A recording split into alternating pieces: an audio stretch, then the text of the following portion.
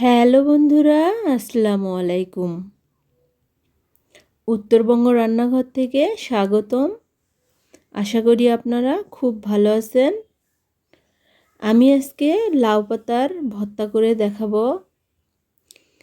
দেখুন বন্ধুরা, আমি লাউ পাতাগুলো তুলতে এসেছি।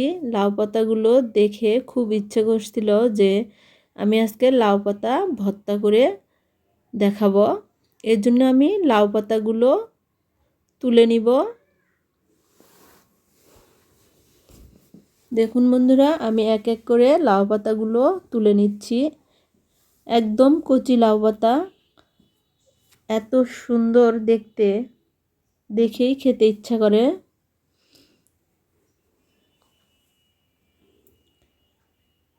আমি একটা ঝুড়িতে রেখে দিচ্ছি। আমার সবগুলো লাউ পাতা তোলা হয়ে গিয়েছে। এখন আমি একটা ফ্রাই প্যান চুলায় বসিয়ে দিয়েছি।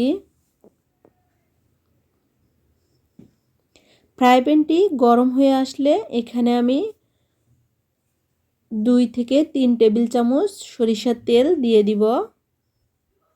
এখন দিয়ে দিচ্ছি 7-8টার মতো রসুনের কোয়া। এখন একটু নেড়ে চেড়ে নিচ্ছি।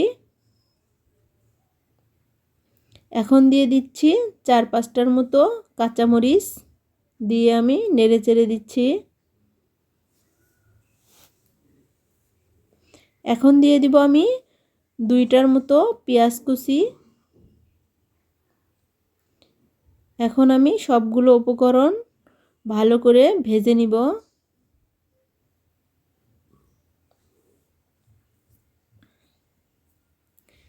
দেখুন বন্ধুরা, আমার ভাজা হয়ে গিয়েছে। এখন আমি একটা প্লেটে তুলে নিচ্ছি। দেখুন বন্ধুরা, আমার কত সুন্দর করে পেঁয়াজ, রসুন, কাঁচামরিচ ভাজা হয়ে গেল। এখন আমি এই ফ্রাই প্যানেই আমি লাউ পাতাগুলো দিয়ে দিব। আমি এখানে এক্সট্রা কোনো পানি দিব না। লাউ পাতার যে পানিটা আছে ওই পানি দিয়ে এটা সিদ্ধ হয়ে যাবে।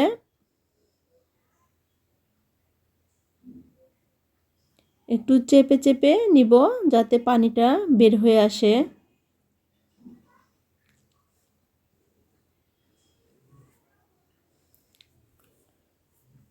দেখুন বন্ধুরা, পানিগুলো শুকিয়ে এসেছে প্রায়, আর লাউ পাতাটাও সিদ্ধ হয়ে গিয়েছে।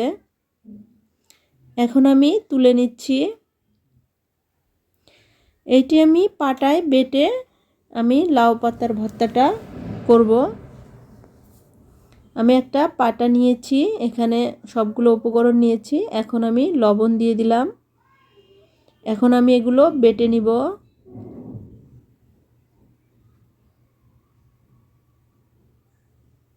দেখুন বন্ধুরা, আমি বেটে নিচ্ছি।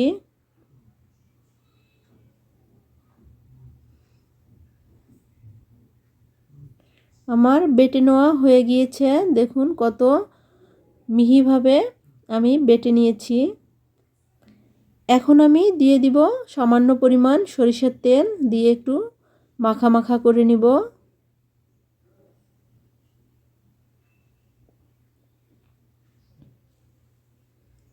এখন আমি একটা বাটিতে তুলে নিয়েছি। দেখুন বন্ধুরা, আমার ভর্তা করা হয়ে গিয়েছে।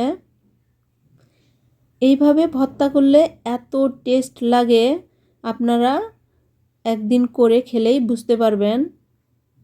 অনেক মজার হয়ে থাকে এইভাবে ভর্তা করলে।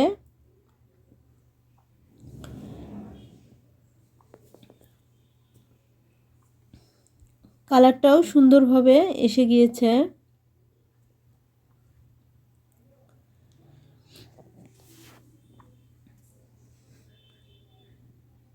ভিডিওটি যদি ভালো লাগে অবশ্যই একটি কমেন্ট করবেন, শেয়ার করবেন, সাবস্ক্রাইব করবেন।